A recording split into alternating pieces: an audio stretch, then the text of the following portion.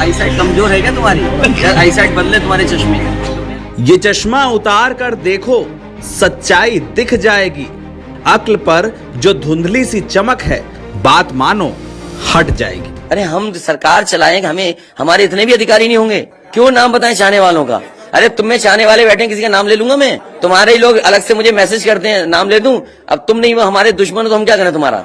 अरे नए हो पत्रकार यार, बहुत सीनियर नहीं हो तुम। भारतीय जनता पार्टी ध्यान हटाने के लिए और जब नाकाम हो जाती है तो ध्यान भटकाने के लिए इस तरह की बहस छेड़ती है। उसमें हमारे मीडिया साथी भी शामिल हो जाते हैं। अखिलेश यादव की आंखों पर ये कैसा चश्मा लगा हुआ है, जब देखो तब मीडिया को ही नसीहत देने लगते हैं। उत्तर प्रदेश की सियासत में अक्सर अखिलेश यादव के मीडिया पर भड़कने और गुस्सा उतारने के अंदाज सुर्खियों में आते हैं। कभी सीनियर जूनियर की हायरार्की समझाने लगते हैं, तो कभी किसी पार्टी के साथ मिल जाने की तोहमत जोड़ने लगते हैं। अरे नए हो पत्रकार यार, बहुत सीनियर नहीं हो तुम। भारतीय जनता पार्टी नाकाम हो जाती है तो ध्यान भटकाने के लिए इस तरह की बहस छेड़ती है। उसमें हमारे मीडिया साथी भी शामिल हो जाते हैं। अखिलेश यादव जो कभी किसी टीवी चैनल का बायकॉट करते नजर आते हैं, तो कभी किसी पत्रकार को चक्कर में न पड़ने की नसीहत दे डालते हैं। अखिलेश यादव की ऐसी कई तस्वीरें अक्सर वायरल हो जाती हैं। अब ताजा वीडियो ही देख लीजिए, जिसमें सूबे के पूर्व सीएम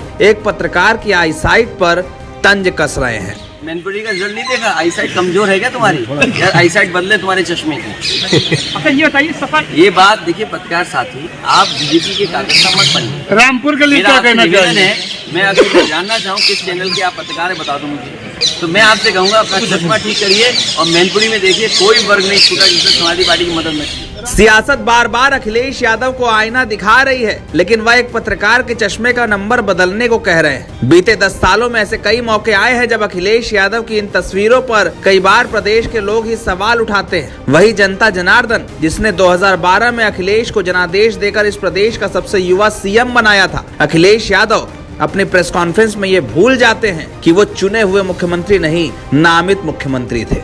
जनता ने जनादेश मुलायम सिंह यादव को दिया था, समाजवादी पार्टी को, लेकिन नेताजी ने अपनी सारी सियासत की विरासत अखिलेश को सौंप दी। अब अखिलेश यादव अपनी प्रेस कॉन्फ्रेंस में मीडिया के किसी शख्स को ये बताते हैं कि वो जूनियर है, कभी ये कहने लगते हैं कि तुम इसके चक्कर में ना पड़ो, लेकिन अखिलेश यादव ये नहीं समझ पाते हैं कि जिस मीडिया पर वो तमाम तोहमतें लादने लगते हैं, वो उनकी ही बात जनता के बीच रखने आई है। आई साइट कमजोर है क्या तुम्हारी? यार आई साइट बदले तुम्हारे चश्मे की। तो मैं आपसे कहूंगा अपना चश्मा ठीक करिए और मैनपुरी में देखिए कोई वर्ग नहीं छूटा जिससे समाजवादी पार्टी की मदद नहीं। अरे नए हो पत्रकार यार, बहुत सीनियर नहीं हो तुम। उसमें हमारे मीडिया साथी भी शामिल हो जाते हैं। यूं तो अक्सर विपक्ष के तमाम लोग मीडिया पर देश की सत्ता का पक्ष लेने का आरोप भी लगाते हैं, लेकिन जब उन्हीं विपक्षी नेताओं के बीच मीडिया के लोग मौजूद होते हैं, तो भाषा क्या होती है वो देखनी चाहिए। अरे बहुत सारे हैं जो हमें पर्सनल मैसेज भेजते हैं, तो क्यों नाम उनके ले दूं मैं? क्या चीज?